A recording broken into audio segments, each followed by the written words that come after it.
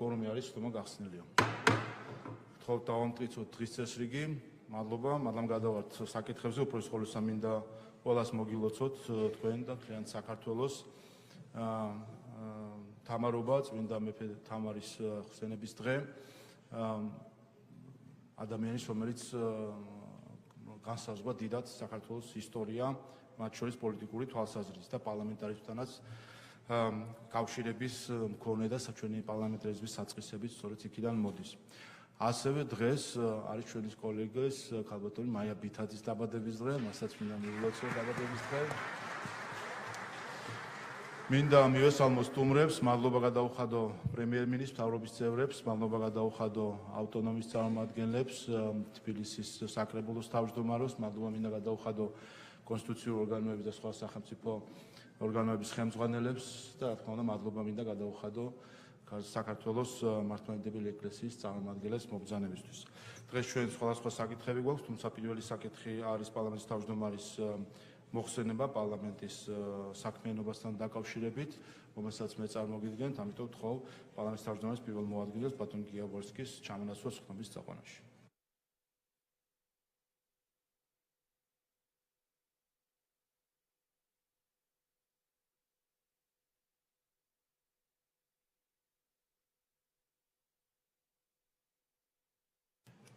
მას ასე მეგობრებო, ვისმენთ საქართველოს პარლამენტის თავმჯდომარის მოხსენებას პარლამენტის საქმიანობის ყოველწლიური ანგარიშისა და მომდევნო წლის სამოქმედო გეგმის თაობაზე. ბატონ შალვა, გთხოვთ ტრიბუნასთან. მადლობა ბატონ თავმჯდომარე.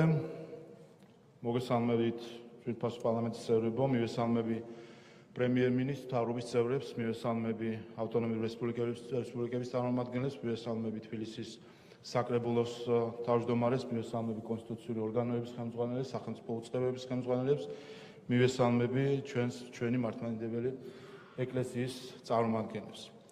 გილოცავთ თამარობას, ხსენებას ჩვენი უდიდესი მეფისა, რომელიც მართლთაგან ყველაზე მეტად შეიყვარეს ჩვენმა წინაპრებმა მისი საქმეების გამო.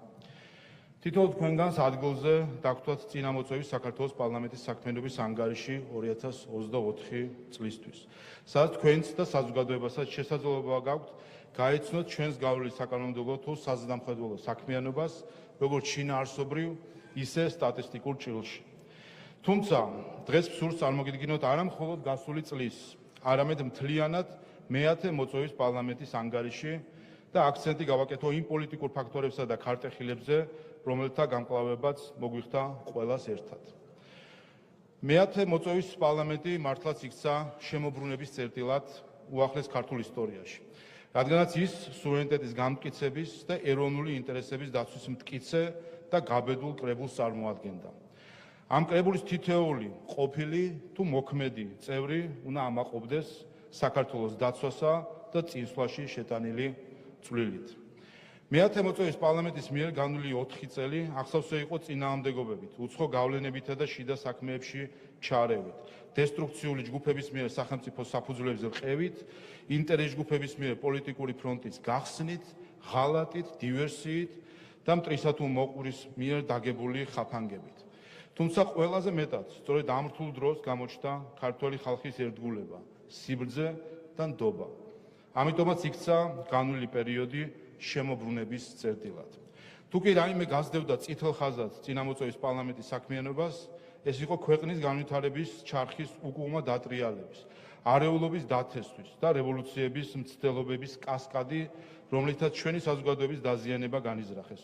თუმცა შედეგად უფრო გამოწრთობილი, თავდაჯერებული და დაბრძენებული საზოგადოება მიიღეს. იმისთვის რომ გავიაზროთ თუ როგორ შევძლებთ ეს, უნდა გავიხსენოთ თუ რა გამოიარეთ ჩვენ საზოგადოებასთან ერთად. რევოლუცია, მცდელობა ნომერი 1, პარტიების რევოლუცია. ყველაფერი დაიწყო 2020 წლის წინასაარჩევნო კამპანიისას, როდესაც ქართული ოცნება ღიად და პირდაპირ იღებდა მინიშნებებს, რომ მიუხედავად საარჩევნო შედეგისა თუ ხალხის ნებისა, უნდა დაეთმო ხელისუფლება. თქვენ გახსოვთ 2 ვადის ამოწურვის შესახებ კამპანია, უცხო ქვეყნების ელჩების დემოკრატიის გაკვეთილები კოალიციური მმართველობის სიკეთეებზე და მსგავსი მინიშნებები. 2020 წლის 31 ოქტომბრის არჩევნებში ქართულმა ოცნებამ დამაჯერებელი გამარჯვება მოიპოვა, რომელსაც ნაცმოძრაობის ირგვლივ კონსოლიდირებულმა ოპოზიციამ ტრადიციულად გაყალბებული უწოდა. ჩვენ ვიხილეთ რამდენიმე კვირიანი კამპანია, დემონსტრაციები და ცესკოსთან გამართული პროტესტი, რომელიც ერნჯეო სამართლიანი არჩევნების გაყალბებულ პარალელურ დათვლის შედეგებს ეფუძნებოდა. მეათე მოწვევის პარლამენტი 2020 წლის 11 დეკემბერს შეიკრიბა და დაანონსა, რომ შექმნიდა საგამოძიებო კომისიას, რომელიც სხვა საკითხებთან ერთად პარალელური დათვლის შედეგების გაყალბების საკითხსაც შეისწავლიდა. იმავე დღეს საპარლამენტო გამოძიებით შეშინებულ სამართლიან არჩევნებს საკუთარი ტყუილის საჯაროდ აღიარება მოუწია. მოგვიანებით კი სხვა აღიარებაც მოვისმინეთ, რომ ყალბი შედეგების გავრცელებაში სამართლიანი არჩევნების დონორი ამერიკის შეერთებული შტატების განვითარების სააგენტოს USAID იყო ჩართული. ეს იყო პირველი შემთხვევა, როდესაც ქართულმა საზოგადოებამ ამხილა ის, რაც 4 წლის შემდეგ ამერიკის შეერთებული შტატების ახალმა ადმინისტრაციამ გამოაშკარავა.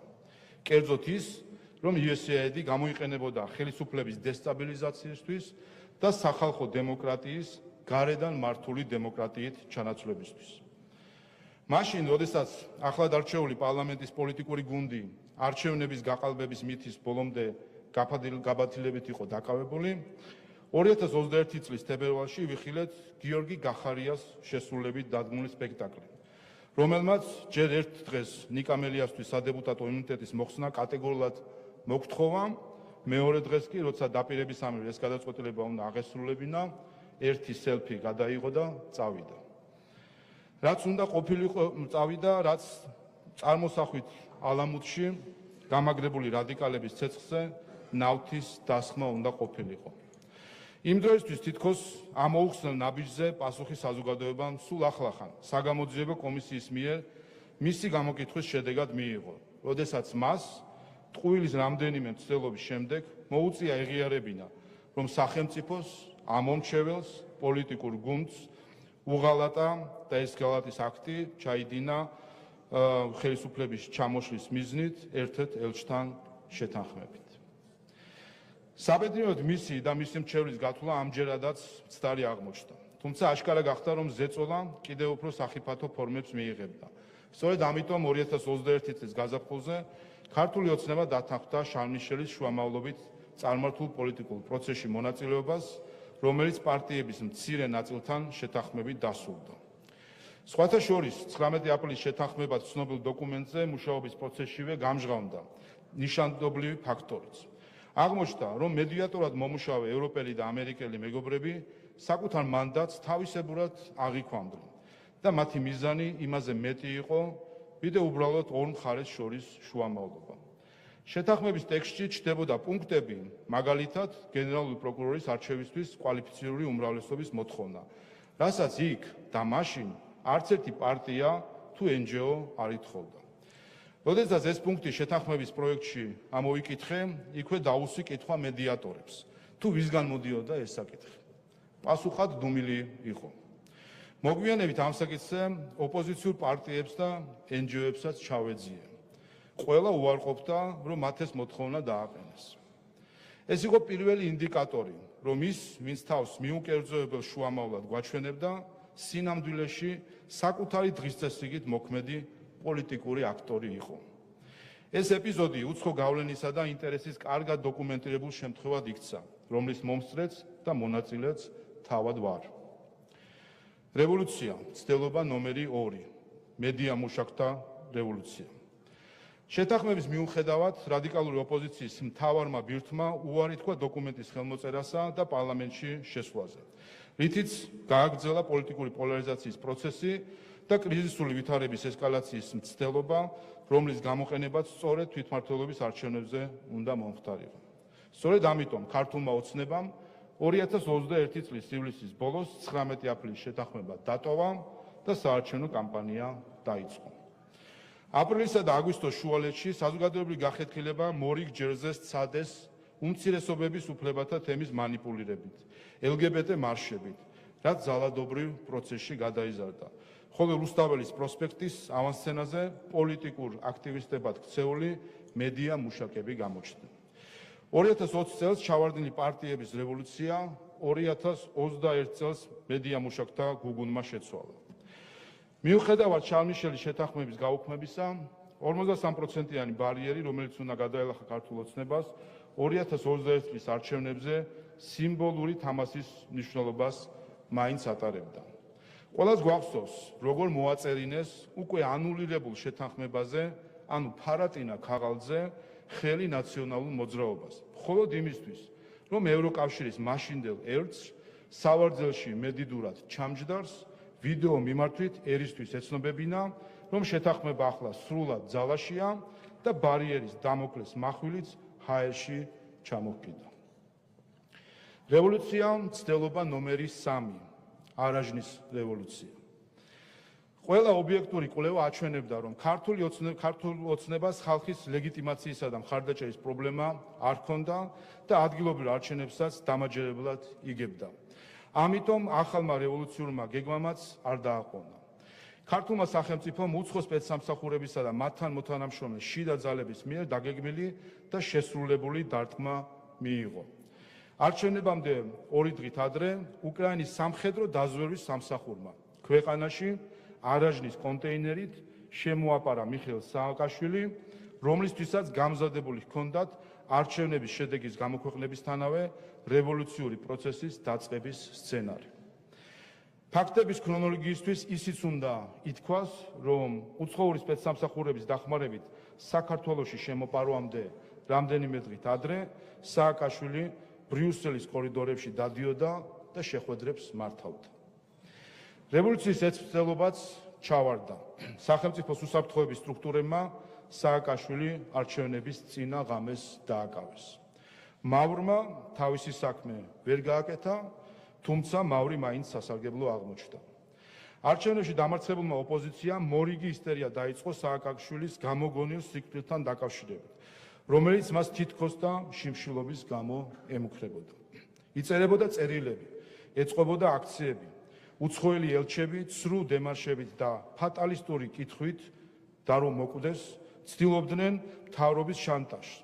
სააკაშვილის კურატორი ბალტიელი ევროპარლამენტარები მართავდნენ დებატებს, იღებდნენ რეზოლუციებს და ძვრებოდნენ ნემსის ყუნწში, რათა ხელისუფლებაზე უკანონო ზეწოლით სააკაშვილი კანონიერის ასჯელისგან დაეხსნათ და განზრახული რევოლუცია ხახვივით შერჩენოდათ. თუმცა ეს ცდილობაც ამაო აღმოჩნდა. სააკაშვილი ჰიპოკრატეს ფიცს გადაბიჯებული ექიმების მიერ დასმული დემენციისგან სასწაულებრივ განიკურნა და მშვიდად აგრძელებს მისი კანონიერის სასჯელის მოხდას. თუმცა რატომ იყო ეს ასე მნიშვნელოვანი სააკაშვილის ფიგურა? რატომ იყო ასეთი საჭირო მისი მეშვეობით ხელისუფლების ცვლილება? ადგილობრივ არჩევნებზე დაწყებულ პროტესტს და რევოლუციას რა როლი უნდა ეთამაშა უფრო დიდ რეგიონალურ სურათში? ეს იყო ნაციონალ მოძრაობის სასოწარკვეთილი რევანშისტური მცდელობა თუ რაღაც უფრო მეტი? ამ კითხვაზე პასუხი სააკაშვილის ჩაშლილი რევოლუციიდან 3 თვეში გახდა ცნობილი. 2022 წლის 24 თებერვალს ევროპაში მეორე მსოფლიო ომის შემდეგ ყველაზე მასშტაბური და სისხლისღვრელი ომი დაიწყო. რუსეთის ფედერაცია უკრაინაში შეიჭრა. საერთაშორისო ურთიერთობები, უსაფრთხოების სისტემები, თავდაცვის არქიტექტურა ზუსტად ერთ დღამში ყველაფერი შეიცვალა. დასავლეთი და რუსეთი ხანგრძლივ ომში აღმოჩნდნენ ჩართული. საქართველოს მოსახლეობას და ჩვენ ყველას კარგად გვესმოდა, რას ნიშნავდა ეს ომი საქართველოსთვის. დაწყებული ომის მასშტაბი სულ იოლად გადმოგვწდებოდა და რუსული ტანკი არაერთხელ გაკვალულ გზას კიდევ ერთხელ გამოივლიდა. რისკის სიდიდემ, თხილმა პოლიტიკამ და ეროვნული ინტერესების წინ დაყენებამ ქართული ოცნება კიდევ ერთხელ აქცია ოპონენტთა სამიზნედ. საქართველოს ხელისუფლებამ რუსული აგრესიის პირველივე დღეებიდან დაამფიქსირა კაფიო პოზიცია, სოლიდარობა გამოუცხადა უკრაინას, ჩაერთო ჰუმანიტარული დახმარების მიწოდების პროცესში, რამშტაინის ფორმატში, ბოლომდე დატოვა დიპლომატიური მისია კიევში, დაგმო ომი და დადგა მშვიდობის მხარეს. ზუსტად ამგვარადვე პირველივე დღეებში გაიხსნა დესტრუქციისა და დივერსიის ცეცხლი. მივიღეთ რადიკალური ოპოზიციის მორიგი საპროტესტო ტალღა მოთხოვნით გავაგზავნოთ მოხალისეები უკრაინაში, დაუწესოთ ორმხრივი სანქციები რუსეთს, ჩავკეტოთ ცა, შემოვიღოთ ვიზები, მოკლედ წავიდეთ სრულ და უპირობო ესკალაციაზე. ჩვენ წინ აღვუდექით იმ მერთობლივად შემუშავებულ და გაზიარებულ სამოქმედო გეგმას, რისკენაც სხვადასხვა არხების გამოყენებით ერთ ხმაში მოგვიწოდებდნენ ჩვენი დაუძინებელი კეთილის სურველები.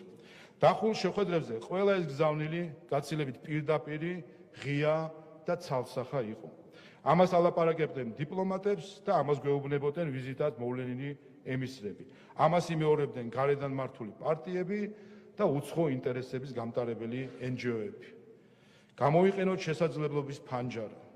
თუ საომარია, უნდა ვიომოთ. დადექით ისტორიის სწორ მხარეს. ბომბების ცეცხლის ჯობს სირცხვილისგან წვას. მერე რა თუ ომი დაიწყება, რუსეთი სრულად მაინც ვერ გაგაკონტროლებთ.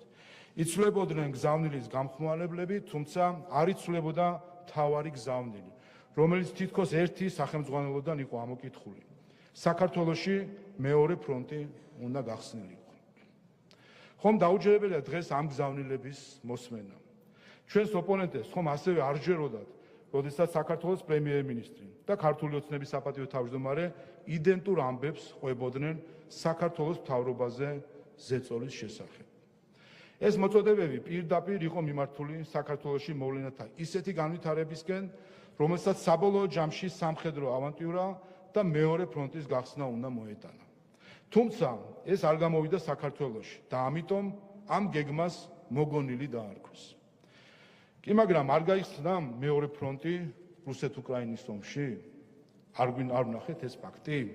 აბა გავიხსენოთ კურსკის ოპერაცია, როდესაც უკრაინამ რუსეთის ფედერაციის ტერიტორიის ნაწილი დაიკავა ზუსტად იმ მიზნით, რომ რუსული ძალების გადასვლა მომხდარიყო ძირითადი ფრონტიდან მოშორებით და ამით შემსუბუქებულიყო სამხედრო ზეწოლა.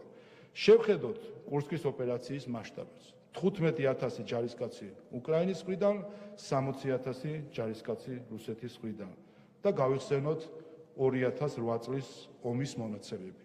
მასშტაბი 1:1-ია. სწორედ ეს კურსკი უნდა მომხდარიყო საქართველოში, რომელიც ბევრად უკეთესი პოლიგონი იქნებოდა პოლიტიკური მიზნების თვალსაზრისით. კიდევ ერთი მსხვერპლის სახელმწიფო, კიდევ ბევრი მგლოვიარე ქალი და წრევლიანი ბავშვი, რაც დამატებითი წნეხი იქნებოდა სამხედრო დახმარებაზე მოყოყმანე ქვეყნებისთვის. ახლა კი დავფიქრდეთ, რა მოხდებოდა არაჟნის რევოლუციის გეგმა რომ განხორციელებულიყო და მომს ხელისუფლებაში ის ეგრეთ წოდებული გულწრფელი მოქალაქეები დახვედროდნენ, ვინც უკრაინაში დაწყებული ომის პარალელურად უკრაინულ დროშაში გახვეულები რუსთაველიდან მეომრების გაგზავნას, ცის ჩაკეტვას და სანქციების დაწესებას მოითხოვდნენ. ხომ შევიდნოდნენ იმ ესკალაციის სპირალში, რომლის ბოლოშიც გარანტირებულად ომია.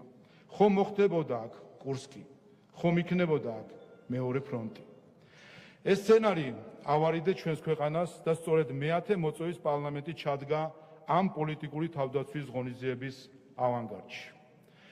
რევოლუცია, მცდელობა ნომერი 4, NGO-ების რევოლუცია. ჯერ კიდევ პირველი იერიშების მოგერიების რეჟიმში მყოფმა უკრაინამ 2022 წლის 28 თებერვალს ევროკავშირის წევრობაზე განაცხადი შეიტანა. მის მაგალითს შექმნილ ვითარებაში მოლდოვამ და საქართველომაც მივბაძეთ.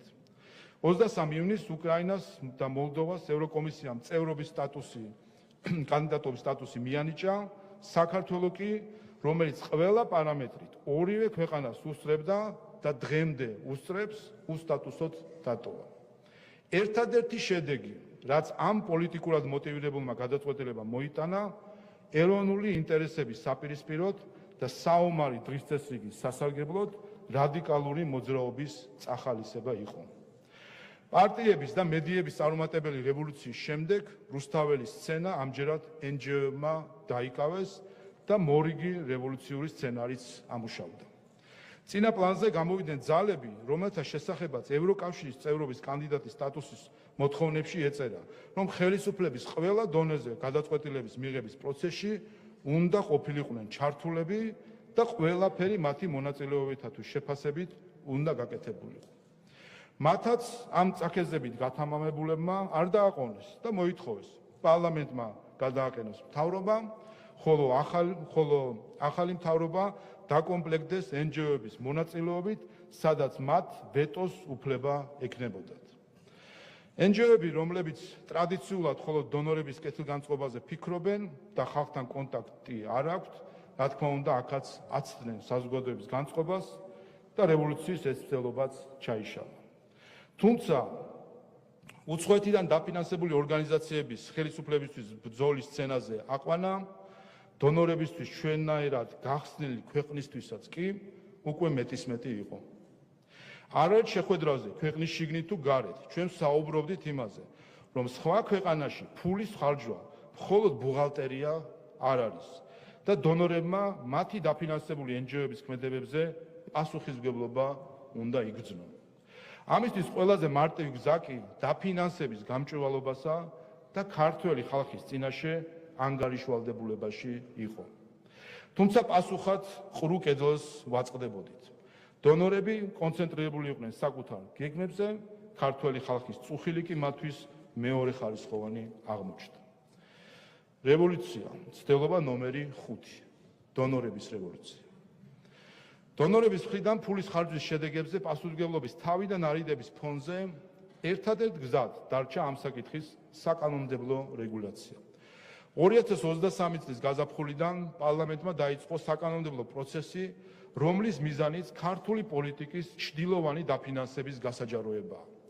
არ შეიძლება რომელიმე სახელმწიფო მილიონობით დოლარის ხარჯვით გავლენას ახდენდეს უცხო საზოგადოების ცხოვრებაზე და უმალავდეს ამ საზოგადოებას თუ რას და რისთვის ხარჯავს. სხვა სახელმწიფოს მიმართ ამგვარი მეორეობითი დამოკიდებულება, მესამე სამყაროს და ბანანის რესპუბლიკის კატეგორიებით აზროვნება მე-20 საუკუნეს ჩაბარდა. გამჭვირვალობის შესახებ კანონმა და მის გარშემო აგორებულმა მოვლენებმა ლაკმუსის ქაღალდის როლი შეასრულა. 2023 წელს რევოლუციური მოძრაობის ესტაფეტა პირდაპირ უცხოელმა პოლიტიკოსებმა და დონორებმა ჩაიბარეს და წინა პლანზე გადმოინაცვლეს. სწორედ ამიტომ შეარქვა ერთ-ერთმა ელჩმა პირველმა გამჭვირვალობის ქართულ კანონს რუსული. სწორედ ამიტომ შეგვირაცხეს გმირად ადამიანი, რომელმაც სხვა ადამიანის მოლოტოვის კოქტეილით დაწვას სცადა. სწორედ ამიტომ დაარქვეს ქვის სროლას მშვიდობა, ხოლო ქვის მსროლელის დაკავებას ომი. მაგრამ როგორც მოლოტოვის კოქტეილია უცხო და მიუღებელი ჩვენი საზოგადოებისთვის, ისევე უცხო და მიუღებელია ჩვენი ქვეყნის ბედის უცხო კურატორებისთვის გადაბარება. ჩვენ პროცესში შევანელეთ და ამიტომ რევოლუციის ესწრებაც ჩავარდა. 2023 წელს ყველა ის უცხო თუ შიდა აქტორი, რომელიც საქართველოში საპარლამენტო არჩევნებზე ზემოქმედებას მოახდენდა, გამოვლენილი და გამოაშკარავებული იყო. სწორედ ამიტომ 2024 წელს ჩვენ გავიარეთ საარჩევნო კამპანია უპრეცედენტო უცხოური ჩარევის ფონზე. ჩვენ გვითხრეს, რომ ეს იქნებოდა ფინალური ბრძოლა. ყველა ერთის წინააღმდეგ. ეს იქნებოდა რეფერენდუმი. კოლექტიური ნაცმოძრაობა, მსხვილი თუ წვრილი NGO-ები, აქტივისტი მედია მუშაკები, დესტრუქციული პარტიული მედია არხები, ტრენინგ-გავლილი მზა დემონსტრანტები, უცხოელი დონორები და დიპლომატები, ყველა ერთად წარმოდგნენ რეფერენდუმად მონათლულ არჩევნებზე. მიმავალი და ყალგასული პრეზიდენტით სათავეში. საფეხზე დგომის უცხო ინტერესების შესატყვისი ევროპერსპექტივის ქაღალდში შეფუთული დღესასწაული დაუპირისპირდა ნამდვილ ქართულ ეროვნულ ინტერესებზე აგებულ მშვიდობისა და კეთილდღეობის დღესასწაულს, რომელსაც ქართული ოცნება განასახიერებდა. საბედნიეროდ ისტორიის გაკვეთილებსა და ღრმა ცივილიზაციური მეხსიერების მქონე ქართველმა ერმა ამომრჩეველთა სრულმა უმრავლესობამ ზუსტად დაინახა თუ სად იყო ჭეშმარიტება, სიმართლე და ქვეყნის ნამდვილი ინტერესი. დაინახა და სწორი არჩევანიც გააკეთა. ძალა ერთობაშია, სიკეთე ამთლიანებს, ბოროტება კი ხობს. ისტორიულად საქართველოს დამარცხების ფორმულა სწორედ ეს იყო, ჩვენი დაქუცმაცება და გათითკაცება. ეს პოლარიზაცია ამჯერადაც უცხოეთმა მოგვახვია თავს. მათი კანვასური თუ USAID-ური პროპაგანდა, სიძულვილი თუ დაკანონებული ძალადობა ლამისამ მთლიანად ევროკავშირთან გაიგივდეს. ხოლო ამ ტრაგიკულ მოცემულობაში სწორედ ევროკავშირის ქვეყნის ზოგიერთ პოლიტიკოსსა და დიპლომატს მიუძღვნის პირდაპირი წვლილი. მივიღეთ პარადოქსი, რომ დღეს ქუჩაში ძალადობა ევროკავშირის დროშაში გახვეული დადის. ასეთ ვიდარებაში გამარჯვების ფორმულაა ერთობა, სიმტკიცე და რწმენა შენი ქვეყნის, შენი ხალხის, შენი ისტორიის და ჩვენეს გადამწყვეტი ბრძოლა მოვიგეთ. მეათე მოწვევის პარლამენტი იქცა შემოbrunების წერტილად, როდესაც ჩვენ ქვეყნის განვითარების ქვაკუთხედად ეროვნული ინტერესები ვაქციეთ, ხოლო პოლიტიკური გადაწყვეტილების მიღების წესად სიბრძნით მოქმედება. სიბრძნე კი ისაა, გზა მანამდე დაინახო, სანამ ურემი გადაბრუნდება.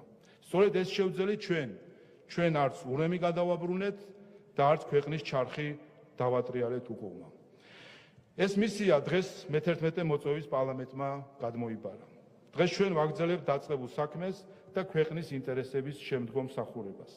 ქვეყნის გამთლიანება და თითოეული ჩვენი მოქალაქის ტეთილდღეობა არის ჩვენი ორი უმთავრესი ეროვნული ამოცანა. ყველა სხვა მიზანი, განზრახვა და მისწრაფება ამ ორი საზომით გაიზომება. ამ საქმეში ღმერთი იყოს ჩვენი მფარველი. მადლობა.